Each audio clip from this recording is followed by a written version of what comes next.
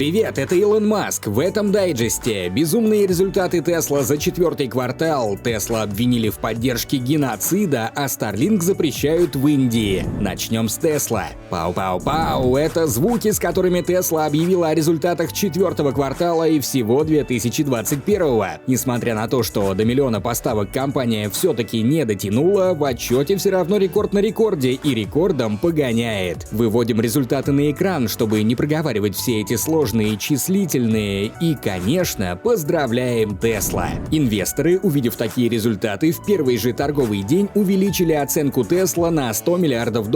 Правда, потом акции довольно сильно просели, но вы сами знаете, эта тема такая вся изменчивая, такая вся непостоянная. В последнее время Tesla обвиняли в разных вещах, но следующая история претендует на звание «Предъява года». Компанию обвинили в поддержке геноцида. Tesla открыла центр продаж в спорном регионе Синьцзян. Спорный он из-за того, что китайское правительство отправило туда более 1 миллиона уйгуров и представителей других мусульманских меньшинств для профессиональной подготовки, а, проще говоря, в трудовые лагеря. Правозащитные организации и некоторые американские политики призывают Tesla закрыть центр и не поддерживать бизнес в этом регионе. С такими же нападками уже сталкивались Intel и H&M, а Ford, General Motors и Volkswagen явно стоит подготовиться к атаке. У компаний тоже есть представительство в Синьцзяне. К счастью, в Европе к автопроизводителю вопросов нет. Tesla стала самым продаваемым брендом в Швейцарии и Норвегии за 2021. В Норвегии вообще ситуация удивительная. Там почти 65% от всех продаж авто за год составили электромобили. При этом норвежцам доступны только младшие модели Tesla. То есть компания буквально в полсилы захватила более 20% рынка. Более того, в Норвегии заметили первую Model Y Performance, покинувшую пределы родной Германии. ВИН-номер подтвердил, что это не просто какой-то там прикол, а действительно автомобиль производства Giga Berlin. По ВИН-номеру видно, что это 100-й выпущенный там автомобиль. Темпы производства умудряются расти, хотя разрешения на это самое производство у завода по-прежнему нет. Ответ на вопрос «Кто виноват?» мы прекрасно знаем и часто об этом рассказываем. Да и с вопросом «Что делать?», как мы видим, Илон справляется отлично. Он просто делает свои автомобили несмотря ни на что и создает наше с вами счастливое и светлое будущее. Прямо как наши друзья, образовательная платформа Skillbox, которая с 17 по 22 января проводит карьерный онлайн-марафон для тех, кто хочет стать дизайнером, программистом или маркетологом. А называется он просто и понятно «Что делать?». На нем ты абсолютно бесплатно получишь ответы на сакральные вопросы. Что делать дальше с жизнью и карьерой? Начинать с нуля или развиваться в знакомой сфере? Устроиться в компанию мечты или начать свой бизнес? Тут с помощью экспертов и психолога вы составите план карьерного развития до конца 2022 года. Примерите на себя одну из прибыльных диджитал-специальностей и поймете, что делать дальше. Вас ждут 3 направления, 15 спикеров-экспертов из Skillbox, Сбербанка, AIC, Wildberries и других топовых организаций. Вы познакомитесь с такими профессиями, как Data Scientist или веб-разработчик, узнаете алгоритмы запуска рекламы в социальных сетях и лайфхаки интернет-маркетолога, нарисуете свой первый логотип или продающий сайт. В качестве подарка вы получите безлимитный доступ к платформе изучения английского языка в онлайн-школе Skillbox на 3 месяца и сможете стать специалистом мирового класса. Но главный подарок — это возможность сделать первый шаг в новую востребованную профессию. Переходи по ссылке в описании, бесплатно регистрируйся на онлайн-марафон и будь тем, кем ты мечтал стать, а возможно, даже не мечтал. В Германии обнаружили Model S с рекордно огромным пробегом в 1,5 миллиона километров. Старейшая версия Performance накатала столько за 8 лет. В 2019-м ее владелец уже попадал в книгу рекордов Гиннесса с 1 миллионом пробега. Автомобиль используют как такси, и он ежедневно проезжает около 600 километров. За 8 лет ему поменяли уже 4 аккумулятора. 2 точно по гарантии, а дальше неизвестно. Владельца, кстати, зовут Хайнц Георг фон Гемминген-Хорнберг. Имя под стать пробегу, длиннющее. Отлично год прошел и в Великобритании. Из-за рекордных продаж Tesla доля рынка электромобилей в стране выросла с 6 до 11%. Model 3 заняла первое место по продажам среди своих электрических собратьев и второе среди всех автомобилей. Честь и хвала и честь и хвала. Tesla China опубликовала свой ежегодный отчет о поездках с зарядкой. В 2021-м Supercharger в Китае воспользовались более полумиллиона владельцев. Они зарядились почти 24 миллиона раз. Компании удалось сократить выбросы СО2 в стране на 1 миллион тонн. Забавная новость на каникулах пришла из Гавайских островов. Там официально появился Supercharger, и теперь сеть есть во всех штатах. Но что ж в этом смешного? Дело в том, что технически на Гавайях уже была станция Supercharger на острове Ланай, но ее построили для члена правления Tesla Ларри Эллисона, которому принадлежит большая часть острова. А теперь Supercharger доступен всем. Что по остальным штатам? В Огайо и Аризоне в январе появится страховка Tesla. Еще 6 штатов получат ее к концу марта, но какие именно, пока не говорят. Из штата Колорадо, к сожалению, летят печальные новости. В округе Болдер случился сильнейший в истории лесной пожар. Пострадало более 1000 домов, и в их числе сервисный центр Tesla. Здание удалось спасти, 16 стоек Supercharger остались невредимыми, но центр закрыли на ремонт без точных сроков.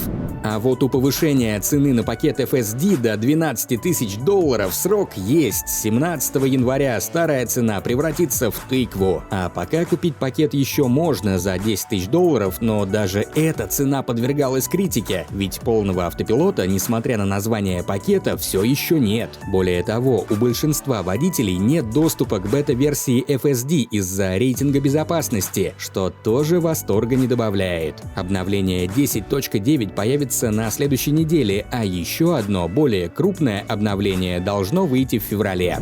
Загадка, что общего у наших давних подписчиков и компании Panasonic.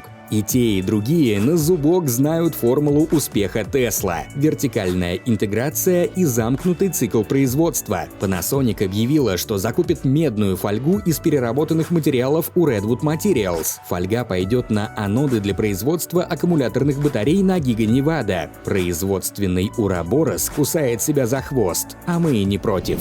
Ликуйте, фанаты газировки! PepsiCo получит свои долгожданные Tesla Semi уже в этом месяце. Компания готовится к прибытию 15 тягачей. На заводе в Модесто начали устанавливать мегачарджер мощностью до 1,5 мегаватт, что на 50% выше, чем предполагалось изначально. Также там установили систему хранения Megapack, а это в мире электромобилей почти равно красной ковровой дорожке. Далее мини-тест на возраст. Кто помнит иск Никола против Tesla? Кто забыл, напоминаем, в 2018-м компания Nikola подала в суд на Tesla, обвинив компанию в краже патентного дизайна. Мол, очень уж Сэмми похож на водородный грузовик Nikola, так что заплатить-ка нам $2 миллиарда по-бырому. Tesla отрицала все претензии и выдвинула встречные иски. Потом разбирательство застопорилось, потому что основателя Nikola обвинили в мошенничестве с ценными бумагами и введении инвесторов в заблуждение. Компания перестала отвечать на судебные запросы и дело хотели закрыть, но сейчас Nikola подала документы в Федеральный суд Сан-Франциско с отказом от своих претензий. Tesla, в свою очередь, также отозвала встречные иски. Вот и порешили. Nikola Tesla перестал переворачиваться там, где он сейчас. А теперь про Model S. Наша любимая Plaid бросила вызов электрическому мотоциклу Harley-Davidson LiveWire. Model S Plaid обогнала мотоцикл более чем на секунду. Результаты на экране. Гонка получилась очень тихой, по крайней мере со стороны Tesla. Американский стартап Our Next Energy установил в Tesla Model S экспериментальный аккумулятор, который увеличил запас хода до 1210 километров. Дорожные испытания в Мичигане прошли со скоростью 88 километров в час. Плотность энергии нового аккумулятора 416 Вт-час на литр, почти в 2 раза больше, чем у оригинальной батареи. Замешаны ли в этом никель-кобальт-марганцевый катод и графитовый анод? Вполне вероятно. С новой батареей Model S потяжелела на 331 килограмм, а первый серийный образец обещают выпустить к концу 2023-го. И напоследок, эти забавные владельцы. Владелец Tesla Сирадж Раваль заявляет, что в период высоких цен на криптовалюту зарабатывал до $800 в месяц с помощью своей Model 3 2018 года. Он запустил бесплатное ПО для майнинга биткоинов на Apple Mac Mini M1 и запитал компьютер от 12-вольтовой розетки на центральной консоли автомобиля. Это может привести к аннулированию гарантии, но Раваль говорит, что риск того стоит. Другие пользователи не согласны с такой позицией. Кто-то даже подсчитал, что $800 просто нереальная сумма, и максимальная прибыль может составить $13.88. В Макдональдсе можно заработать и больше. Или диктором на Ютубе, но не факт. На каникулах в канадской провинции Квебек 23 тесловода собрались для одновременного светового шоу. Вышло зрелищно, но рекорд быстро побили владельцы Тесла в Швейцарии. Там собралось аж 40 автомобилей. Ну что, кто больше? Может быть, Саратов?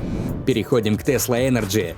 Tesla попросила сотрудников дать отпор противоречивому предложению комиссии по коммунальным услугам Калифорнии. Эта комиссия предлагает снизить выплаты за энергию, которую частные потребители солнечной энергии возвращают в сеть. Мол, меньше полуцента за киловатт-час – это норм-цена, а чё? Более того, комиссия предлагает установить фиксированную ежемесячную плату в размере $8 за киловатт для владельцев домов с солнечными системами на крыше. Это около $60 в месяц, просто чтобы остаться подключенным к сети, а избыток энергии купят по оптовой ставке. План прям-таки пушка, бомба, лава. Tesla призвала работников дать устный комментарий на заседании комиссии и присоединиться к альянсу прав на солнечную энергию. Tesla представила проект в Техасе на 81 мегапэк. Мощность проекта 100 мегаватт. Ранее компанию утвердили в качестве дистрибьютора энергии в Техасе. И это еще один шаг к становлению Tesla Energy распределенной глобальной коммунальной компанией. И в конце про SpaceX. Пока мы все тут каникулярили, SpaceX успели запустить первую миссию года Starlink 4.5. 49 спутников с лазерами успешно отправились на орбиту, и это был 135-й запуск Falcon 9. Если что, у Space Shuttle было столько же запусков. Правда, за 30 лет. А что, праздники — это вообще не про SpaceX. Вон в первых числах января SpaceX провела ряд испытаний огромной клешни Мехазиллы. Механизированный захват подняли примерно на 15 метров, после чего клешню проверили на раскрытие. После испытаний все вернули обратно. Это первые крупные испытания Мехазиллы после установки осенью прошлого года. С момента последнего запуска в 2021-м утекли литры майонеза, но оказалось, что уже после полета с первой ступенью случился конфуз. Она приземлилась на дрон-платформу, и вроде бы все как всегда, но по пути в порт начался шторм. Ступень с роботом Octograbber, который фиксирует ступень, проскользила к краю платформы и едва не булькнулась в океан. Посадочные опоры оказались повреждены, сопла двигателей ускорителя и ограждения платформы помялись. Не самый удачный первый полет для первой ступени. Надеемся, у нее не будет посттравматического синдрома после такого опыта. Гендиректор Starlink в Индии Санджай Бхаргава. Гендиректор Starlink в Индии Санджай Бхаргава уволился. Власти Индии запретили SpaceX продажу оборудования. У компании до сих пор нет лицензии на работу в стране. На данный момент SpaceX перестала принимать новые заказы и возвращает средства тем, кто уже оформил предзаказ. С одной стороны, конечно, неприятно, а с другой, поднимите руку те, кто отказался бы сейчас от возврата $500. Плюсы есть во всем. Зато в Европе Starlink становится только популярнее. Теперь возможность подключения есть в Испании, Чехии и Словакии. Тем, кто ранее оставлял заявку на официальном сайте Starlink, пришли электронные письма, где указана примерная пропускная способность от 100 до 200 мегабит в секунду и задержка до 20 миллисекунд. А мы, без задержек и перерывов, выпускаем новости про Илона Маска каждую неделю и планируем делать это весь грядущий год. Если вы будете ставить лайки нашим видео и делиться ими с друзьями. Да, это шантаж. Нет, мне не стыдно. Спасибо донатерам за помощь каналу и скоро увидимся.